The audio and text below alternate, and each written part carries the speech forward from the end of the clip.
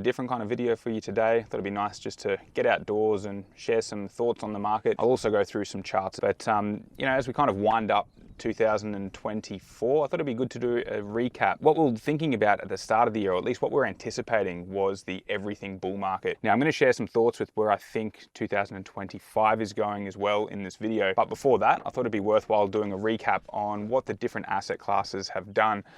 Just because it can seem hard to kind of fathom that at face value, thinking it's been the everything bull market, everything going up, when you kind of just speak the words as opposed to actually reviewing what the charts have done. It's very important to always go back and review not only what you were thinking was going to happen or what you thought was going to happen, what actually happened, and also the actions you took. It's a very important exercise. That's the only way you're going to really be able to you know, grow and get better, is by reviewing what you had done and where you got it right and also where you got it wrong.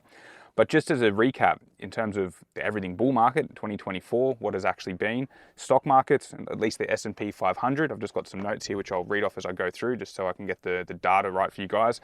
S&P 500 had a higher low in January and it's up 28% since then.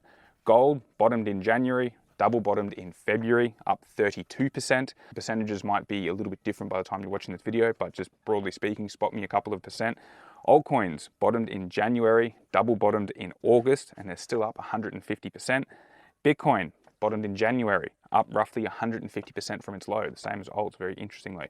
Real estate had a higher low in January and continued to climb. The US is up roughly 7%, Australia up over 5%. Not only that, the US dollar is also trending higher. So we're getting higher asset prices all around the world. Broadly speaking, of course, if you're thinking about real estate, your specific area might be a little bit different, but broadly speaking, the national averages are up. And we're seeing all of this in the face of a rising US dollar as well. So it's very interesting times, but the thesis of higher prices in 2024 has come to fruition. And it's very difficult to argue with what the charts and money is actually saying. I know there's plenty of problems going on and there's a lot of underlying issues that are continuing to bubble up, but prices are still rising, and that's the most important thing when it comes to making money out of the markets. It's what the price is actually doing as opposed to what those issues are, while still being aware of the issues. It's always worthwhile keeping them at the back of your mind, because when the market does eventually top, it's those issues that are going to come back to the surface and really fuel the bear market. Now, something else I've been noticing, and this is more anecdotal than having hard data for, is that the bears did begin to get a little bit more quiet as we broke to fresh highs,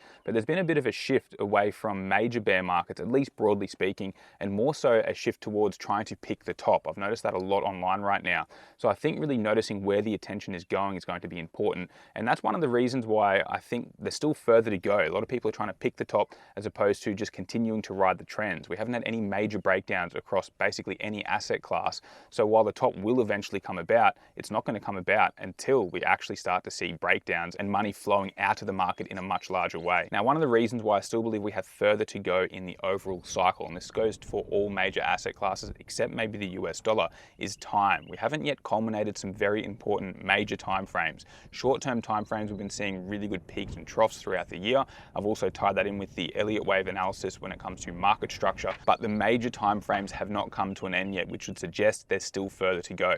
Cryptocurrency is a bit of a curveball because we haven't had a complete cycle for crypto, so it's very difficult to kind of pinpoint where Bitcoin specifically, not so much crypto, it's more so about Bitcoin, where that fits into the overall framework. Now, I do have some theories with how it's going to fit into the overall economic puzzle. It's a little bit too early to share them yet, but I'm definitely going to be talking about them throughout 2025. But when it comes to the overall economy, we haven't seen a culmination of those timeframes, which would suggest there's going to be a continued upward pull. Now, when it does come to crypto specifically, one of the major indicators I'm tracking is overall exchange volume, and how every single cycle we've seen a new peak in overall exchange volume. Now, whenever I bring up the exchange volume, I always get pushback saying you're not factoring in the ETF flows and how money is now coming into crypto via the ETFs. Now, that's great. I do love getting pushback from people, but I suspect that's not really going to matter when we're looking at the overall cycle, because the overall exchange volume is also led by altcoins, and I do think we still need to have another push up in altcoins to get us to the overall end of the cycle.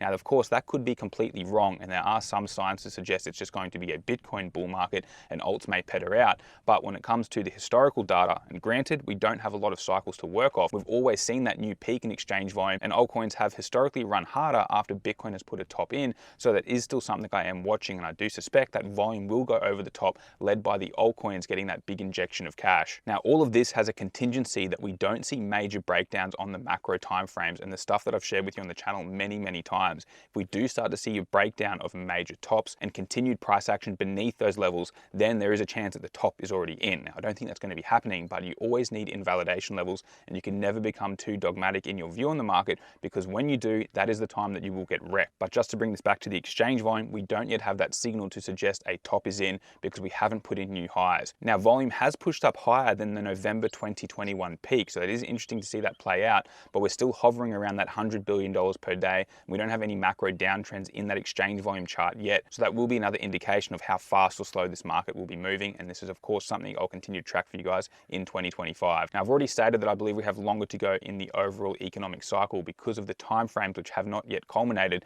but when it comes back to crypto specifically, something else that I'm tracking is of course the market structure and how we haven't had any breakdowns to suggest the wave count I've been sharing with you guys is incorrect. There is an alternate wave count which would suggest the top is already in, but again, it's not my preferred wave count and it's not quite as balanced as I'd like to see it. Now, this is of course very subjective analysis because you can have multiple wave counts which tell different stories and not all of them can be correct. But as I've shown you throughout the bear market and also this bull market, we can get pretty accurate stuff by using this analysis alongside other things that I share with you guys. And I also marry it together with some other techniques which I don't put on YouTube, but I do share with members of the Investor Accelerator. But when it comes to market structure, we don't have any convincing breakdowns to suggest the cycle is over, and it does still appear that we need to be seeing a wave 4 and a fifth and final leg for our smaller term timeframes, which will get us to the end of the fifth and final leg of the major time frame. Now, the US dollar has been bucking the trend. We've been seeing a very strong dollar and also strong assets priced in dollars, which suggests there's been a lot of underlying demand for those assets. This is true of Bitcoin, stock markets, commodity prices. Everything's just been going gangbusters in line with this strong dollar. So it is a very interesting situation we have in our hands with this dynamic going on. And just for context here, the US dollar bottomed in December of last year.